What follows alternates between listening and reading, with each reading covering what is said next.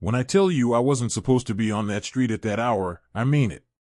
By everyone's plans, including my own, I was supposed to be somewhere above Georgia, halfway between Atlanta and South Carolina, sipping bad airplane coffee and missing my own bed. Instead, just after 10 o'clock on a Friday night, I was standing at the end of my own walkway, suitcase in my hand, watching my wife cry on our front porch while my grown children cheered inside my house like they were at a game. The air was cool, the kind that makes the neighborhood sound louder than usual. I heard the bass from the music before I even turned the corner. Laughter, glasses clinking, somebody shouting over somebody else. It took me a second to recognize the sound as my own home. For a moment I thought maybe the neighbors' kids were having folks over again. But as I got closer, I saw my porch light, my house number, my front door. My life. I stopped at the gate. Old habit. I built that little wooden gate when the kids were small to keep them from running into the street. Now here I was, 66 years old, holding onto it like it was the only thing keeping me standing. Gloria was sitting on the top step of the porch, shoulders drawn in, like she was trying to make herself smaller. Her hands were wrapped around a mug she wasn't drinking from. She wasn't making any noise, but I could see her wiping at her face over and over again. The kind of crying you do when you are past the point of caring how you look. Behind her, through the front windows, the lights were all on. I saw shadows moving, people walking back and forth, heard Marcus's loud voice rise above the music, Danny's laugh cutting through, Jamal saying something I couldn't quite catch. Then a chorus of cheering, like they were toasting to something. They were less than 20 feet from their mother, and not one of them had opened that door to sit with her. I didn't call out right away. I didn't swing the gate open and announce I was back. I stayed where I was, half in the dark under that street lamp, watching my own house like I was a stranger. My flight had been canceled because of some mechanical issue. They put me on an earlier one, and a brother from church who worked nights at the airport dropped me home. "You're lucky," he said when I got out of the car. "Nothing like getting back to your own bed early." Standing there at that gate, listening to my children celebrate while my wife sat alone with tears on her face, I realized luck had nothing to do with it. Sometimes life brings you home early so you can see what really goes on when everyone thinks you're gone. And that night, on that porch, I started to understand my family was not the family I thought I had. If you had asked me a year before that night what kind of man I was, I would have given you a simple answer. I was a working man who did his time, took care of his family, and tried his best not to bring shame to his name. Nothing special. Just steady. I spent 38 years at the city bus depot. I started off sweeping floors and checking oil, ended up the man everybody called when an engine sounded wrong. I knew those buses by their vibrations, by the way the door closed, by the rhythm of the brakes. My hands stayed greasy most of my life. My back still reminds me of every winter I crawled under a bus on cold concrete. But that job fed my kids, kept a roof over us, and let Gloria stay home when they were young. Gloria always said I brought the money and she brought the world. She was the one who remembered every teacher's name, every field trip, every favorite meal. I handled the big things. She handled everything else. She never complained about it. At least not in a way I heard. We bought this house when Marcus was 3 and Danny was just a baby. It was not much. One story, brick, with an old oak tree out front that dropped more leaves than I thought possible. But it was ours. I painted the walls myself. Gloria picked the colors. She wanted warm tones so the house would feel safe. I thought that was a funny way to talk about paint back then. I understand it better now. Our kids grew up in these rooms with the sound of Gloria's gospel records on Saturday mornings and my old sports radio in the evenings. Sunday was church, then dinner here. We squeezed family into this house until it felt too full, and Gloria would still find a way to put another plate on the table. Marcus was always the loud one. As a boy, that meant he was the first to speak up in class, the first to volunteer to read, the first to argue if he felt something was unfair. I used to be proud of that. I told people, my oldest boy is going to be somebody important. He doesn't back down from anything. He ended up in sales, just like I imagined, working for some big company that flies him around and pays him commissions I never saw in my life. He likes nice suits, good cologne, and fast talking. Danny was sharper in a different way. She saw everything. As a child, she would sit quiet at the table and then ask a question that went straight to the center of the issue. Her jokes always had edge in them, even when she was little. I told myself she was just clever. Teachers used words like witty and strong-minded. She went into marketing, always coming up with ideas about what people wanted before they knew it themselves. Jamal, my youngest, came along when we were already tired. The older two said he was spoiled. Maybe he was. He was laid back, not in a hurry to prove anything to anyone. He liked music, video games, going with the flow. He never had the same pressure on him that Marcus and Danny did. I thought giving him a softer ride would keep him from feeling buried. I see now that sometimes a softer ride can leave a person drifting. When they were growing up, respect in this house was not something we negotiated. You did not slam doors. You did not roll your eyes at your mother. You did not talk over me when I was speaking. I believed that if you set those lines early, they stayed. We had our share of teenage arguments, but they never cursed at us. They never refused to come to the table when Gloria called. And when they tried some smart talk, one look from me or one quiet word from Gloria would bring them back in line. Then life moved on the way it always does. They grew up. Marcus moved out first, chasing his career, then Danny when she got her first real job downtown. Jamal took longer, bouncing between community college, odd jobs, and one or two attempts at moving out that ended with him back in his old room for a while. Through all of that, this house stayed the center. Holidays brought them back. Birthdays brought them back.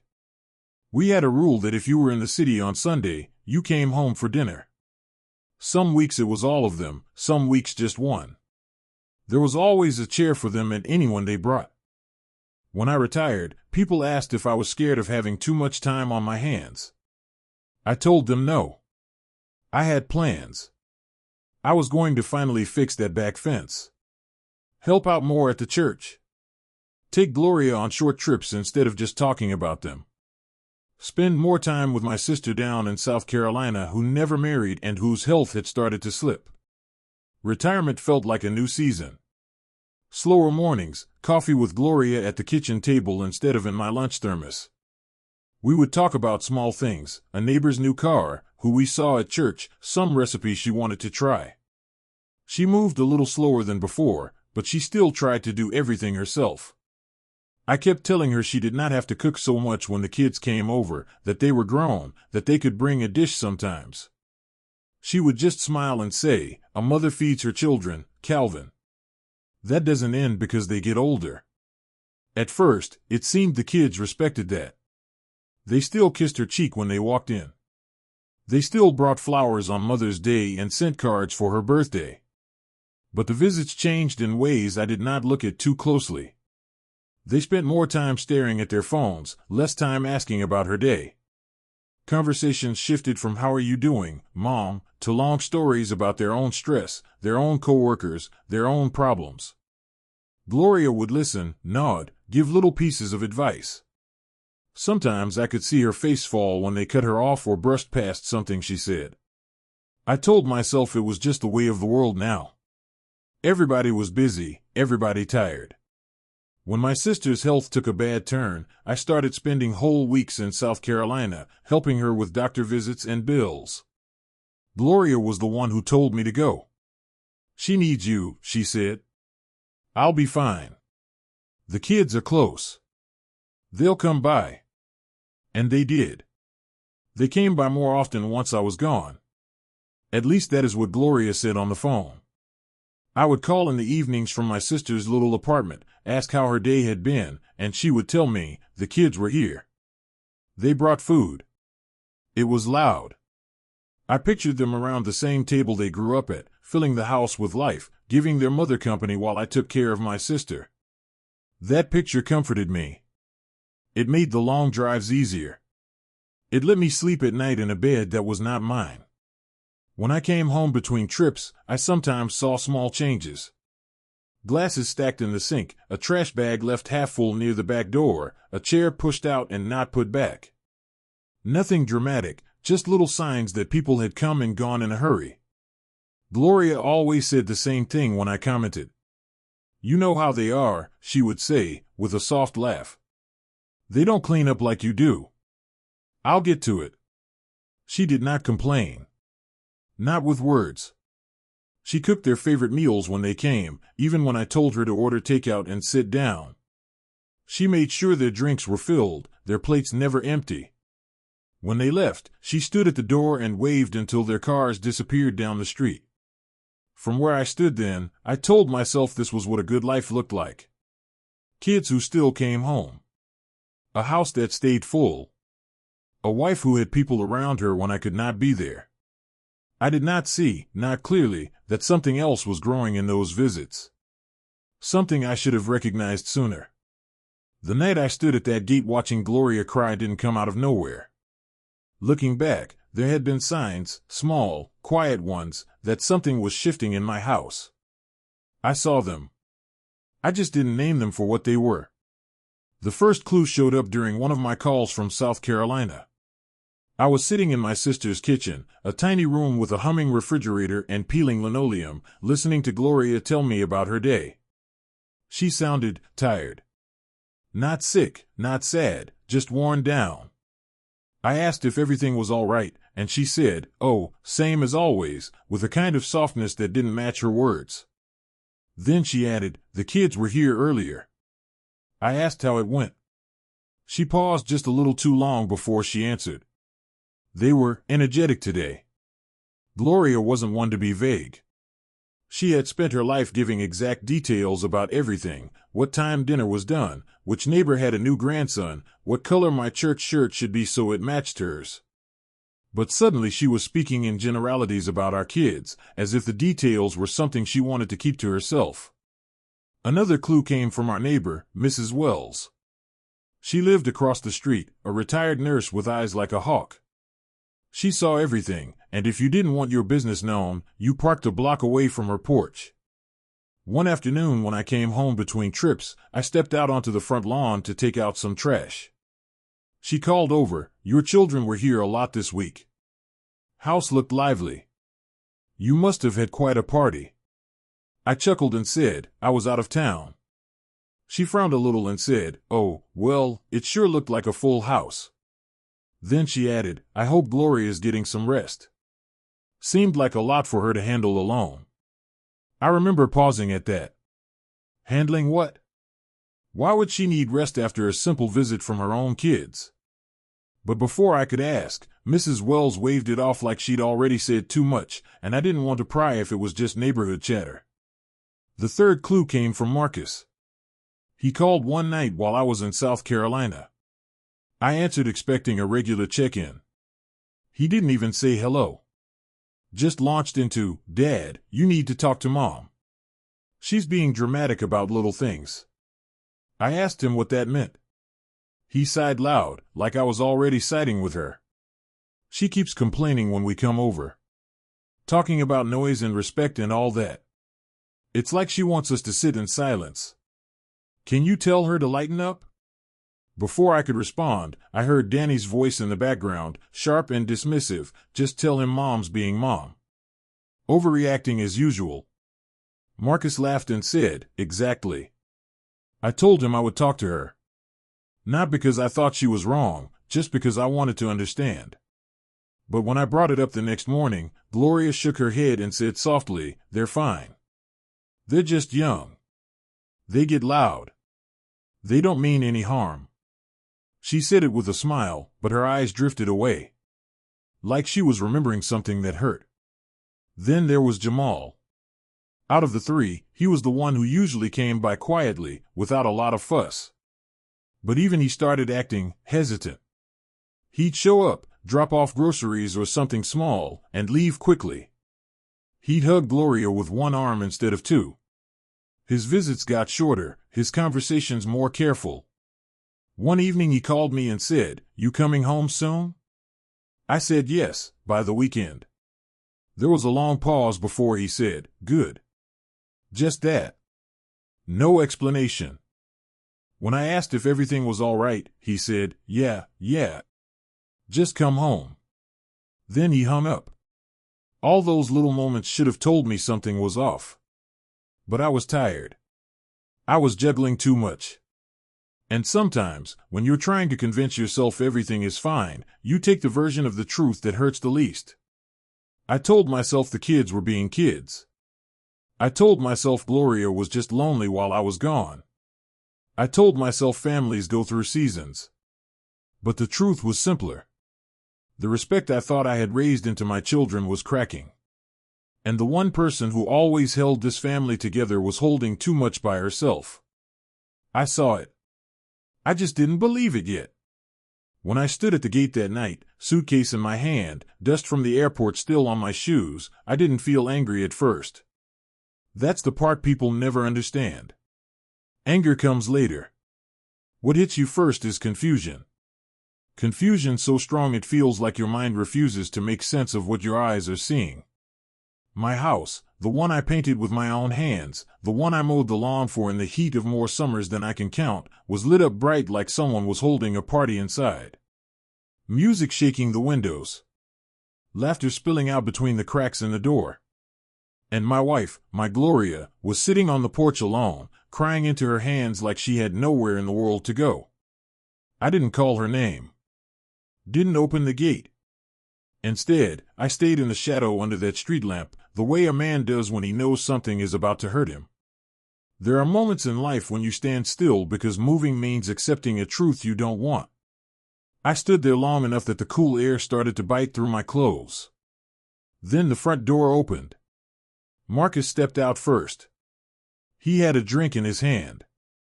A good drink, too, one of the bottles I kept for special company. He was laughing about something, talking loud the way he always had as a kid.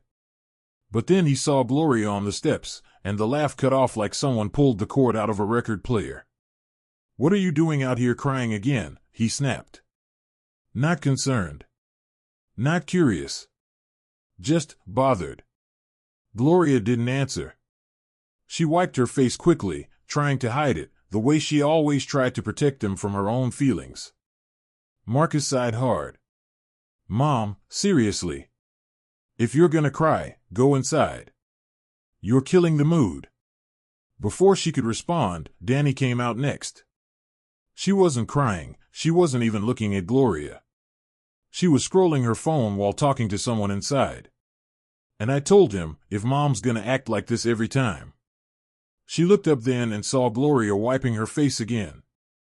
"Oh God, Mom," she said, rolling her eyes like she was looking at a child. "We're just trying to relax. Stop making everything heavy. Relax." In her mother's house. While her mother sat alone outside crying.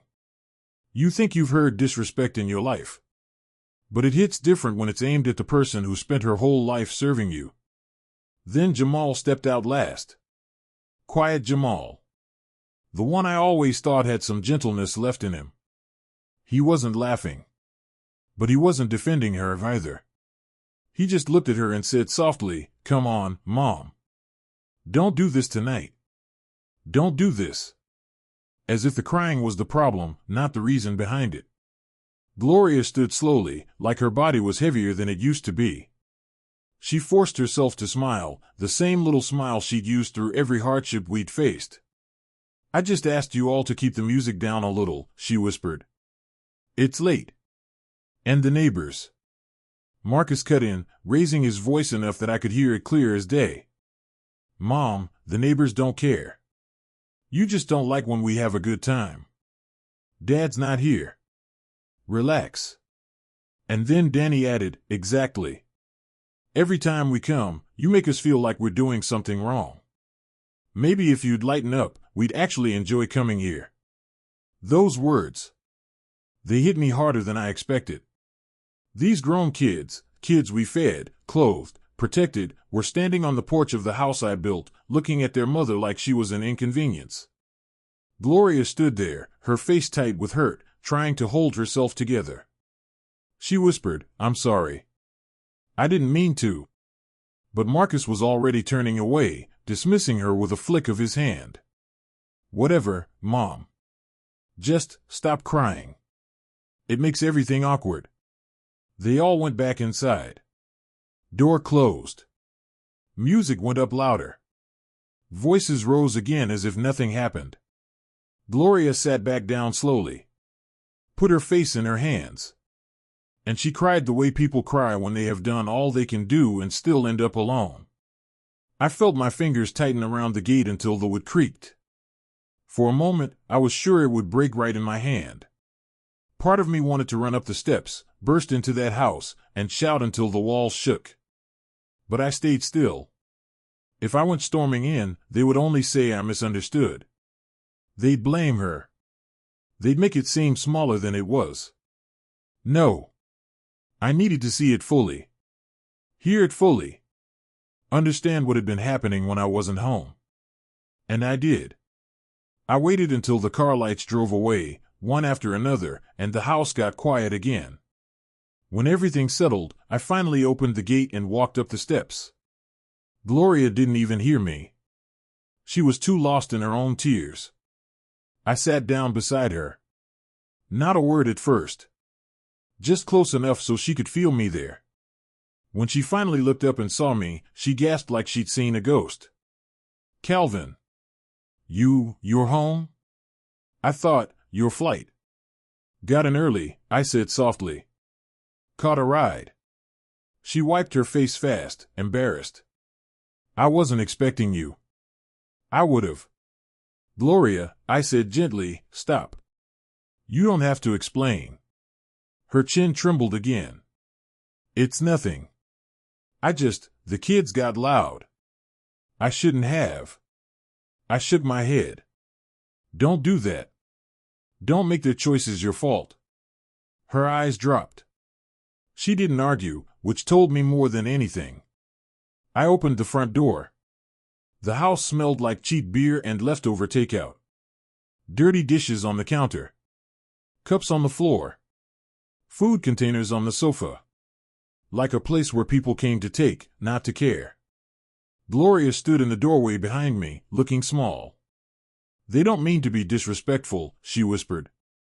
They're just busy. Stressed. You know how they get. I turned back to her. Gloria, how long has this been going on? She swallowed hard. A long silence stretched between us before she finally spoke. They come over more since you've been gone. But it's different now. They don't sit and talk with me like before. They treat this house like... Her voice broke. Like it's theirs and I'm just in the way. My chest tightened. Why didn't you tell me? She shrugged, wiping her face again. You already had so much to handle with your sister. I didn't want to add anything else. I guided her to the kitchen table, the one where we'd eaten hundreds of meals with our children. It looked foreign now, messy, disrupted. I sat down across from her. Tell me everything, I said quietly. And she did. She told me about the names they'd called her, too old-fashioned, overreacting, a downer. She told me how they rolled their eyes when she mentioned church. How they blasted music, left garbage everywhere, talked over her, ignored her. How Danny once said, Mom, nobody cares about that stuff anymore. Stop trying to act like you're in charge. How Marcus had told her, Dad's not here. You don't run this place by yourself. My hands curled slowly into fists under the table. She told me about how Jamal sat quiet while his siblings spoke for him, how he never defended her even when he looked uncomfortable. And then she told me something that hollowed me out from the inside. Last week, she whispered, I made dinner for them. A real meal. Baked chicken, rice, vegetables. The kind of dinner they grew up on. She paused, tears forming again. They came in, grabbed the takeout they brought, and ate that instead. Said my food felt heavy. Said I should take a break from trying so hard. My jaw clenched. They said that to you? She nodded. And then they told me next time they'd just order in, so I wouldn't waste energy cooking. I stared at her, This woman who had fed them since the day they were born, and felt something deep and quiet inside me shift. I realized then that my children were not simply disrespectful. They were entitled, ungrateful, cruel in a way that comes only from getting too comfortable. And they had gotten comfortable treating their mother like she was nothing but a background piece in their lives. I reached across the table and took her hand. "This ends now," I said softly. "Not with shouting. Not with threats. Not with chaos. But with clarity. And consequences." Because the night I found my wife crying on the porch wasn't the moment things fell apart. It was the moment I understood why they had to change. I didn't sleep that night. Gloria drifted off eventually, still worn from crying, but I lay awake beside her, staring at the ceiling I'd painted back when the kids were little. For the first time in my life, the house didn't feel like mine. It felt like a place that had been overrun while I wasn't looking. Every thought, every memory, every sound from earlier kept replaying. Marcus's irritated voice. Danny's sharp tone. Jamal's quiet surrender. And Gloria's soft, exhausted apology for crying on her own porch. There are moments when anger flares up quick and loud. And then there are moments like this, when anger settles somewhere deep, heavy, and calm. That's the dangerous kind.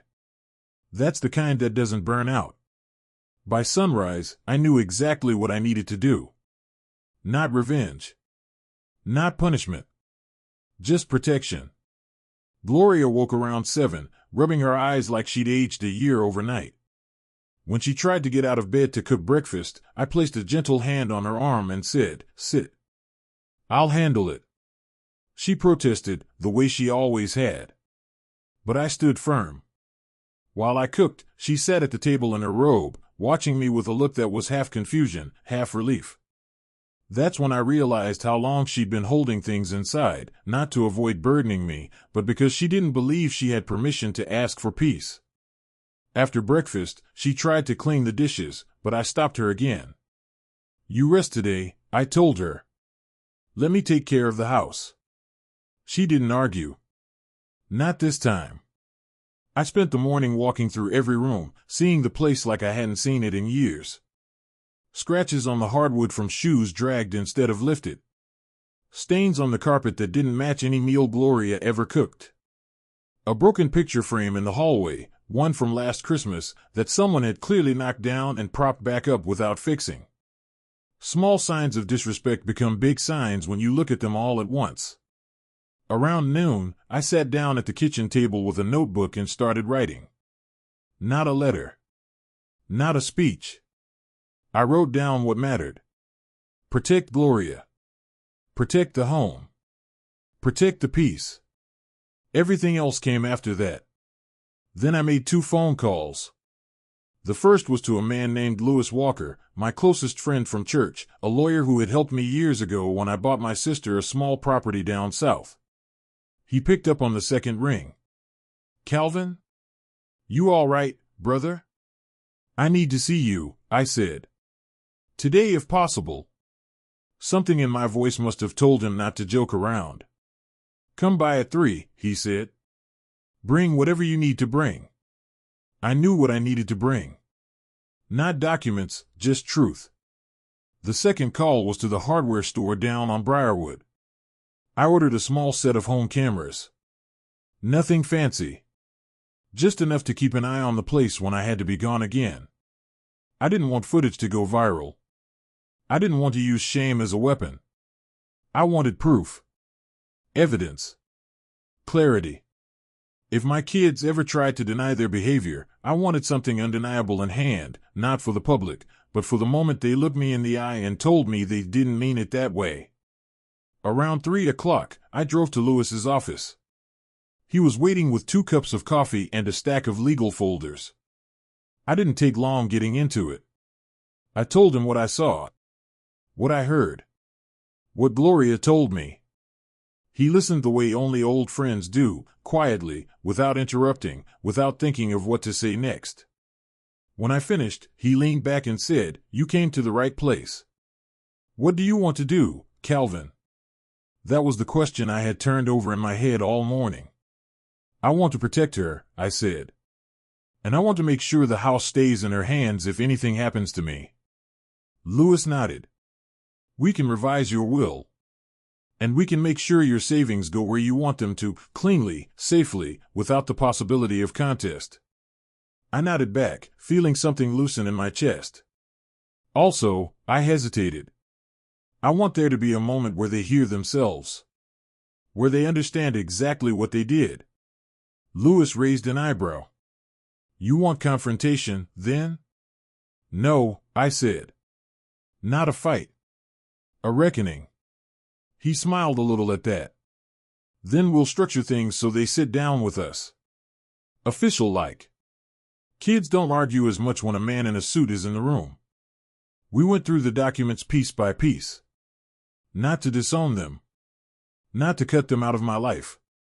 Just to ensure that if disrespect continued, they wouldn't be in a position to hurt Gloria further. When the paperwork was done, Lewis said quietly, "You're doing the right thing. Protecting your wife isn't punishment.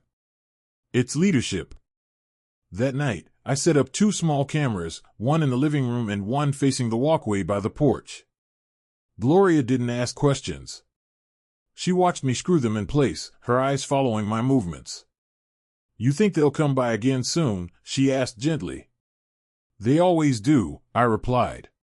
She looked down at her hands. Maybe we should just talk to them. I don't want things to get ugly. I walked over, took her hands, and said, nothing's going to get ugly. But things are going to get clear. She looked up at me, her eyes tired but trusting. All right. The next morning, I sent a group message to all 3 kids. Family meeting at the house this Saturday at noon. Your mother and I have something important to discuss. Be on time. Marcus replied first, everything okay? Danny replied next, what's this about? Jamal replied last, I'll be there. I didn't answer any of them. Some things are better said in person. That whole week, I stayed home with Gloria. Cooked with her. Sat on the porch with her. Walked around the yard with her. We didn't talk about Saturday. We didn't need to. Sometimes a man's presence is its own kind of healing. By the time Saturday morning came, Gloria was still nervous, but she wasn't crying. She had her strength back. I could see it in the way she held her shoulders. At 11:30, I straightened my shirt collar and checked the dining room one last time. The recording was ready. Lewis was on his way. Pastor Lewis, our longtime pastor and family counselor, had agreed to join us too. Not because I wanted the kids scolded, but because I wanted someone they respected to see what had been happening. At 11:58, the first car pulled up. One by one, they all walked through the door, expecting a normal conversation.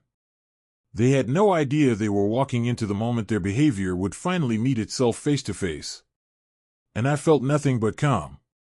They all showed up on time, which told me one thing: when they think it's about money or health, they know how to respect a clock. Marcus walked in first, holding his car keys like he had somewhere more important to be. He looked around the house briefly, then at me. Dad, he said, nodding. You all right? You sounded serious in the message. I'm all right, I answered. Have a seat in the dining room. Danny came in next. Perfume strong, clothes sharp, phone in her hand as usual. She kissed me on the cheek, half distracted. Hey, Dad. You scared us with that text. Is Mom okay? She's in the kitchen, I said. We'll all sit together. Jamal came last. No rush, but no smile either. He looked at me a little longer than the others did. Hey, Pops, he said quietly. Good to see you, son, I replied. Go on and sit.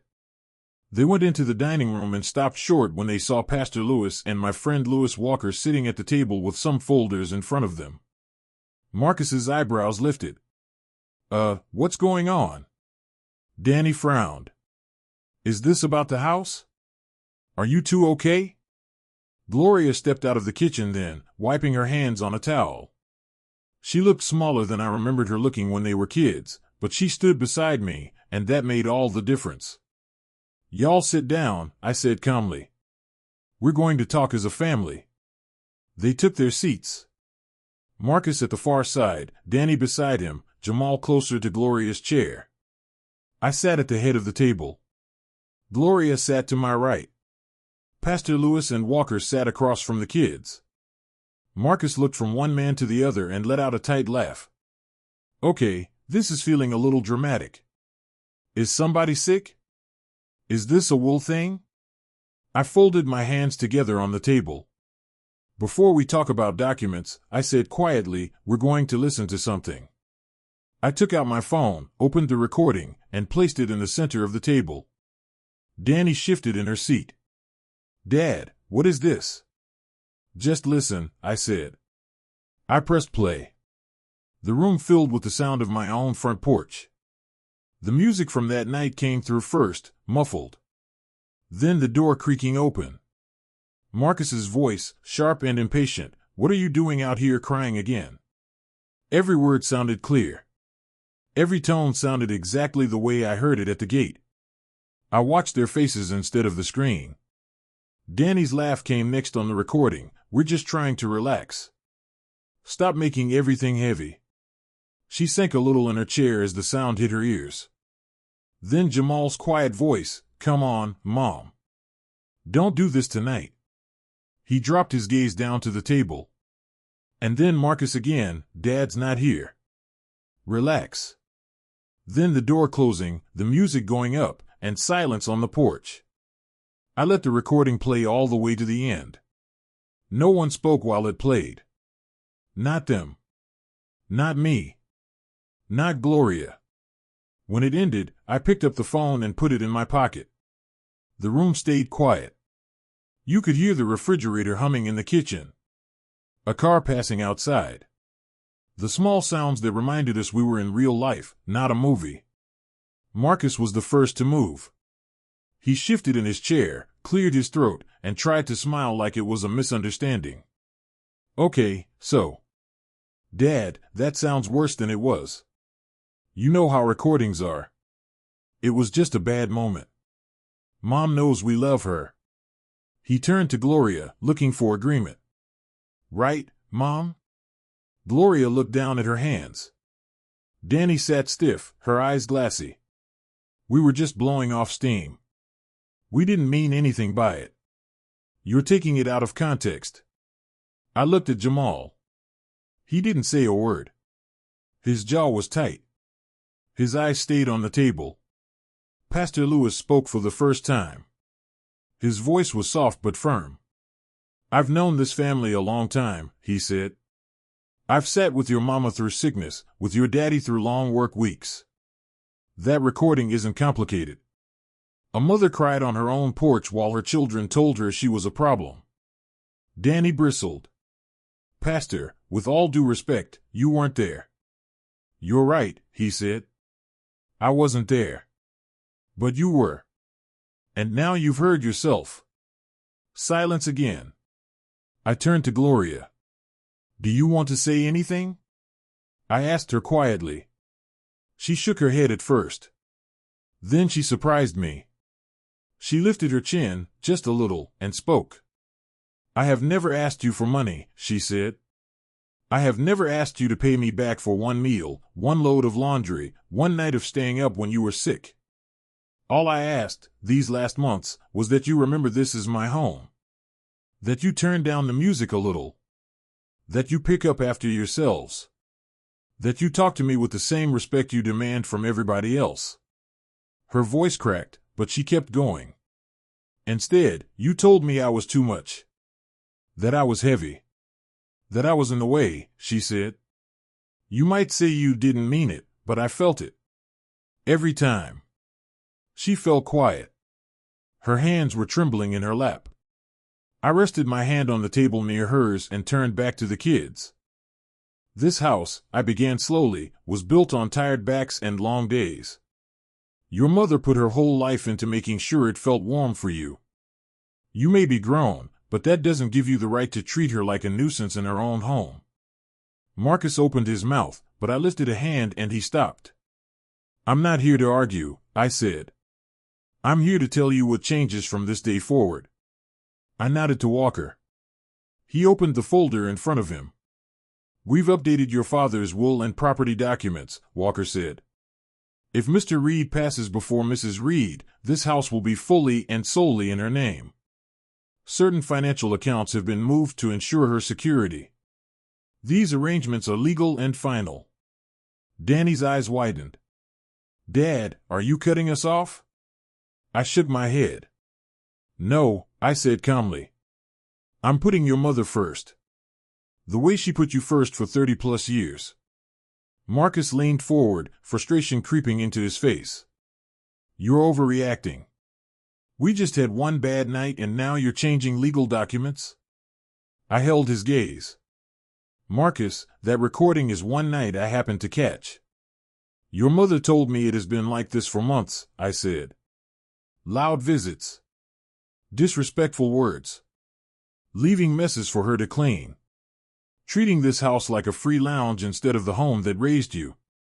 He closed his mouth again, his jaw tight. Pastor Lewis spoke. Your parents are not punishing you. They are protecting what God put in their care. If you want to be treated like adults, then you accept that your choices have consequences. I took a slow breath. Here's how it's going to be, I continued. You are still our children. We will always love you. But until you can come into this house with respect, you will not use it as your personal party spot. Danny blinked. What does that mean? It means, I said, no more dropping in with your friends, blasting music, and treating your mother like staff. If you want to visit, you call first. You come to see her, not just the kitchen and the couch. You stay present. You help clean up. You talk to her like she matters. I looked at Jamal. That goes for all three of you, I added. Silence while someone is mistreated is its own kind of disrespect. He nodded slowly, eyes still down. And if you decide those rules are too much, I said, then you keep your distance until you're ready. Marcus laughed once under his breath, a short, bitter sound. So that's it? We're the bad guys now? I shook my head again. No. You're my children. But you've lost your way. And I won't let you walk over your mother to stay comfortable. Danny's face crumpled, not in understanding, but in hurt pride. You didn't even talk to us first, she said. You went straight to lawyers and pastors? I looked her in the eye. You've been talking for months, I said quietly. You talked every time you rolled your eyes at your mother. Every time you dismissed her. Every time you told her she was the problem in her own home. I leaned back in my chair. Today is the first time you're being asked to listen. The room stayed still for a long moment. Then I finished. You are welcome in this house when you can come with respect. Not before. Not because of a will. Not because of what you think you're owed. But because you remember who stood beside you from the day you were born. No shouting. No throwing them out. Just a clear line, drawn across the floor of the home they thought they could use any way they pleased. What they did with that line was up to them. The house was quiet after they left. Not peaceful, but quiet. There's a difference. Peace settles into a home. Quiet just sits there, waiting. But Gloria and I needed that quiet. We needed to breathe without worrying who might walk in the door next. She sat beside me at the dining table long after the kids' cars had disappeared down the street. Her shoulders weren't slumped the way they had been all week. She wasn't crying. She wasn't even talking. She was just present. That alone told me the meeting had been necessary. After a while, she touched my hand gently. Thank you, she whispered. For what? For choosing me, she said. For hearing me. For seeing me. I shook my head, feeling something tighten in my throat. I should have seen you earlier, I told her. But I see you now. And I'm not letting anyone, family or not, take advantage of your kindness again. She squeezed my hand and nodded. Sometimes healing starts with a simple acknowledgement. The first few days afterward were quiet in another way. No phone calls. No texts. No unexpected knocks at the door. And honestly, it felt like the house was exhaling for the first time in months. Gloria moved through the rooms differently. Lighter. Straighter. As if she didn't have to brace herself for noise or criticism. We cooked meals together again. Real meals. Not the rushed, half-hearted ones she'd been making just to accommodate other people's schedules. She hummed while chopping vegetables. I hadn't heard her hum in months. In the evenings, we sat on the porch swing together, the same porch where I'd found her crying. Only now, she leaned her head on my shoulder like she used to when the kids were small and bedtime finally came. The house didn't feel empty. It felt reclaimed. On the fourth day, Jamal came by. He didn't text ahead. He didn't bring food. He just stood at the porch steps, hands in his pockets, looking like a man who finally decided to tell the truth. "Hey, Pops," he said. "Come on up," I answered. He sat beside me on the swing. Gloria came outside a moment later, drying her hands on a dish towel. She looked surprised to see him, but she smiled. He didn't waste time. "Mom." "I'm sorry," he said quietly. "I should have said something. I should have stopped them. I didn't want to take sides, so I acted like it wasn't happening." Gloria's eyes softened, but she stayed quiet. "I was wrong," he continued. "And I don't want to be that kind of son.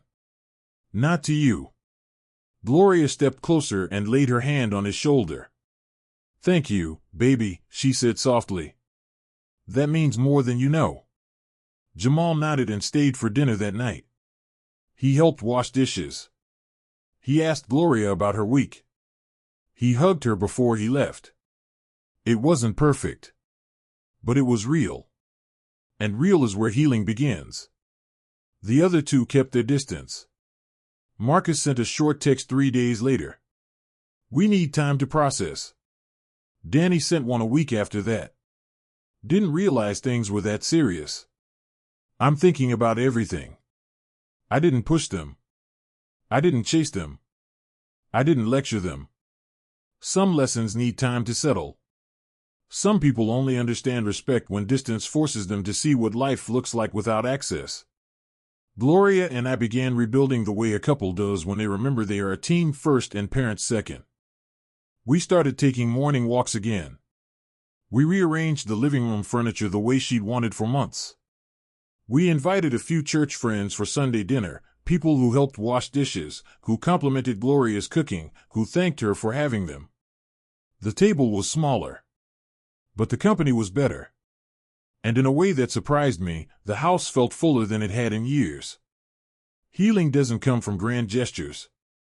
It comes from small, consistent moments where kindness meets safety. For Gloria, healing looked like waking up without dread. For me, it looked like sitting beside her and knowing she wasn't hiding her hurt anymore. And for our children, well, healing will come for them when they're ready to choose it. Respect can't be forced. But it can be required. I'm sitting on that same porch now. The one where I found Gloria crying. Only tonight, the air feels calmer. The house behind me is quiet in the way a home is supposed to be quiet, steady, warm, peaceful. Gloria is inside humming while she folds towels. Jamal said he'd come by this Sunday to help with a few things around the yard. Marcus and Danny, well, they're still silent. And that silence doesn't scare me anymore. Some people need distance to remember how to love right. And I'm willing to give them that space. You know, when you're a parent, you spend decades believing respect will grow in your children simply because you planted it. But the truth is, even good seeds struggle in bad soil. And disrespect, if it isn't challenged, can turn into something that poisons your own home. I learned that the hard way. But I also learned something else. Protecting your spouse, that's not betrayal. That's loyalty. That's the promise you made before God. And sometimes the most loving thing a man can do for his family is draw a line and say, This stops here. If you're sitting at home, watching this, wondering whether you're crazy for wanting respect in your own house, I'll tell you this. You're not crazy. You're not selfish. And you're not asking for too much. Respect is the floor level of love. If people can't give you that, then the distance that follows is not punishment, it's protection. Now I want to ask you something. If you came home early and saw the truth about your own family, would you have had the courage to act? Let me know in the comments. And if my story spoke to you today, go on and subscribe. I've lived a long life, and I've got plenty more truths to share with you.